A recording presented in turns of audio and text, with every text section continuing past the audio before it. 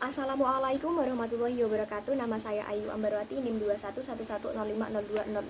Saya dari kelas Ekonomi Syariah 1, Fakultas Ekonomi Bisnis dan Islam. Dalam video ini, saya akan menjelaskan mengenai kebijakan moneter dalam ekonomi Islam. Jadi, poin-poin yang akan saya bahas dalam video ini, yang pertama yaitu pengertian kebijakan moneter, yang kedua tujuan kebijakan moneter, yang ketiga prinsip dasar kebijakan moneter Islam, yang keempat yaitu instrumen-instrumen kebijakan moneter dalam konvensional dan syariah, yang kelima mazhab instrumen kebijakan moneter dalam ekonomi Islam, dan yang keenam yaitu kebijakan moneter pada masa Rasulullah. Yang selanjutnya yaitu poin pertama, kebijakan moneter, pengertian dari kebijakan moneter. Moneter berasal dari bahasa Latin moneta, yang berarti hal-hal yang berkaitan dengan uang atau mekanisme bagaimana uang disediakan dan beredar dalam kegiatan ekonomi. Pengertian dari kebijakan moneter yaitu adalah suatu usaha dalam mengendalikan keadaan ekonomi makro agar dapat berjalan sesuai dengan yang diinginkan dengan cara pengaturan jumlah uang yang beredar dalam perekonomian. Yang selanjutnya yaitu kebijakan moneter dibagi menjadi dua. Yang pertama kebijakan moneter ekspansif, yang kedua kebijakan moneter kontraktif. Nah, apa sih kebijakan moneter ekspansif? Jadi kebijakan moneter ekspansif merupakan suatu kebijakan dalam rangka menambah uang yang beredar. Nah, tujuannya untuk apa? Yang pertama tujuannya untuk mengurangi pengangguran, yang kedua tujuannya itu untuk meningkatkan daya beli masyarakat. Pemerintah melakukan kebijakan ini dengan cara apa? Nah, yang pertama yaitu menurunkan suku bunga. Yang kedua, membeli surat-surat berharga. Dengan membeli surat-surat berharga, maka seorang pengusaha dapat membuka perusahaan atau mengembangkan usahanya. Dengan begitu, pengusaha itu dapat membuka lapangan pekerjaan bagi para pengangguran tersebut. Nah, selanjutnya pengangguran tersebut akan memiliki pendapatan. Dengan begitu, daya beli masyarakat akan meningkat. Yang selanjutnya yang kedua yaitu kebijakan moneter kontraktif. Kebijakan ini merupakan suatu kebijakan dalam rangka untuk mengurangi uang yang beredar. Nah, dalam kebijakan ini uang yang ada di masyarakat itu beredarnya banyak. Nah, dengan begitu masyarakat dengan mudah membeli barang. Nah, maka akan terjadi inflasi. Nah, adapun hal yang dilakukan pemerintah dalam kebijakan moneter kontraktif itu yang pertama yaitu menjual sertifikat agar uang yang beredar di masyarakat itu bisa masuk ke dalam bank. Yang kedua yaitu menaikkan suku bunga agar masyarakat itu bisa menabung ke bank. Yang selanjutnya yaitu tujuan kebijakan moneter. Yang pertama kesejahteraan ekonomi dengan kesempatan kerja penuh, yang kedua keadilan sosioekonomi dan distribusi pendapatan dan kekayaan, dan yang ketiga yaitu stabilitas nilai uang. Pada poin pertama, tujuannya itu erat kaitannya dengan makosid syariah. Kesejahteraan ekonomi mengambil bentuk terpenuhinya semua kebutuhan pokok manusia, terhapusnya semua sumber utama kesulitan, dan peningkatan kualitas hidup secara moral dan material. Selanjutnya yang kedua yaitu keadilan sosioekonomi dan distribusi pendapatan dan kekayaan. Keadilan adalah meletakkan sesuatu pada tempat yang sebenarnya. Selanjutnya, ada poin 3, stabilitas nilai uang.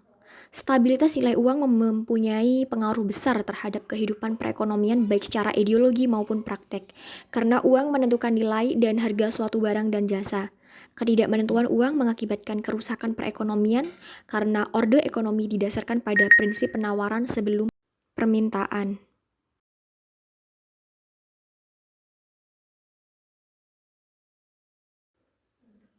Yang selanjutnya yaitu prinsip dasar kebijakan moneter Islam.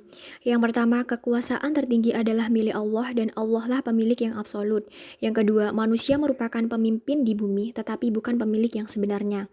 Yang ketiga, semua yang dimiliki dan didapatkan oleh manusia adalah karena izin Allah, dan oleh karena itu saudara-saudaranya yang kurang beruntung memiliki hak atas bagian kekayaan yang dimiliki saudara-saudaranya yang lebih beruntung. Yang keempat, kekayaan tidak boleh ditumpuk terus atau ditimbun. Yang kelima, kekayaan harus diputar. Yang keenam, menghilangkan jurang perbedaan antara individu dalam perekonomian dapat menghapus konflik antar golongan. Yang selanjutnya yaitu menetapkan kewajiban yang sifatnya wajib dan sukarela bagi semua individu, termasuk bagi anggota masyarakat yang miskin.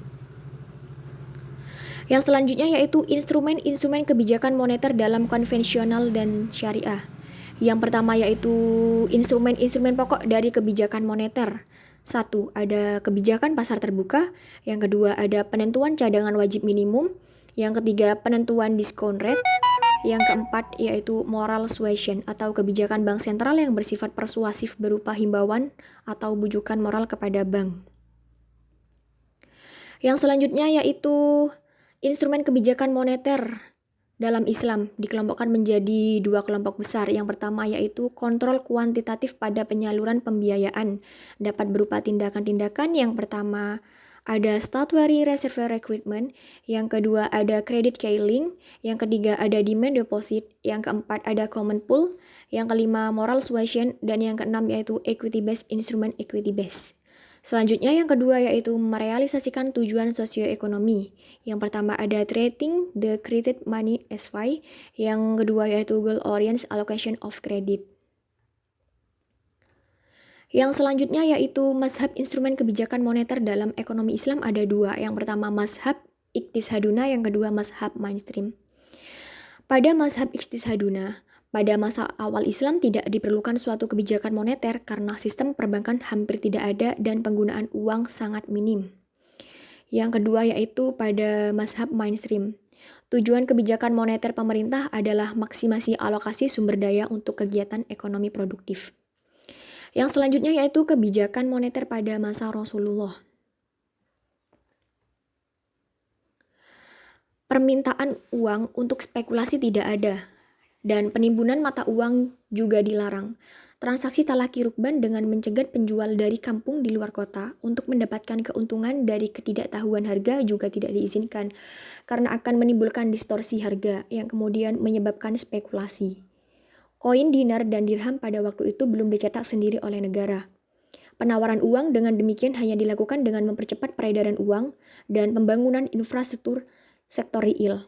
Faktor percepatan perputaran uang adalah kelebihan likuiditas, larangan penimbunan uang, dan peminjaman dengan bunga.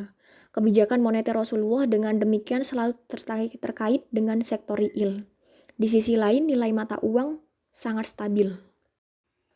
Kedua hal ini membawa pertumbuhan dan stabilitas ekonomi yang tinggi. Baik, sekian presentasi dari saya. Kurang lebihnya mohon maaf. Semoga bermanfaat. Wassalamualaikum warahmatullahi wabarakatuh.